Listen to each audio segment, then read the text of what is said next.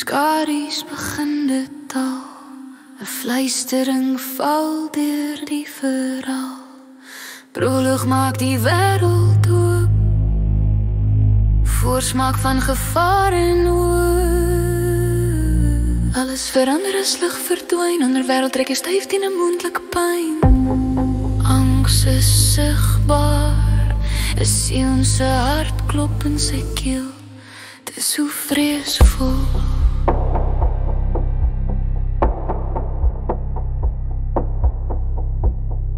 Spanning wat later eer bou, 'n donker atmosfeer, 'n wêreld vol geheime. Hier stel die toon nie lig of klein, maar vol geheime. In hierdie onderwêreld waarskuwing fluister, sag maar sterk. Elke karakter word gemerk. Eckhart sal hy vir enkel is jy.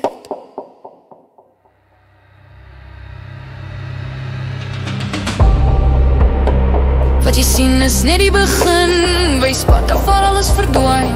Die regter, die bakker en die kennelstukmaker. 'n virus globaal eintlik op 'n ander skaal.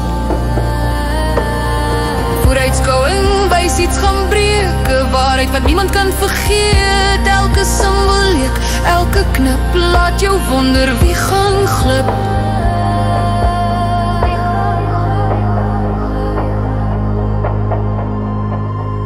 Proloog plant die saad, donker klein, later groei dit tot echo's, waarheid en pyn. Lees die proloog, kyk mooi deur, dit laat jou vra en dit bou spanning. Daar is leidrade oral op elke muur en dit trek jou in.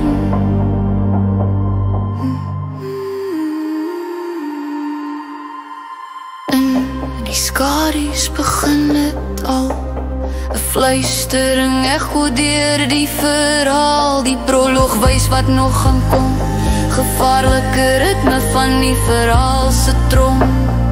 Alles begin waar donker gly en die onderwêreld fluister.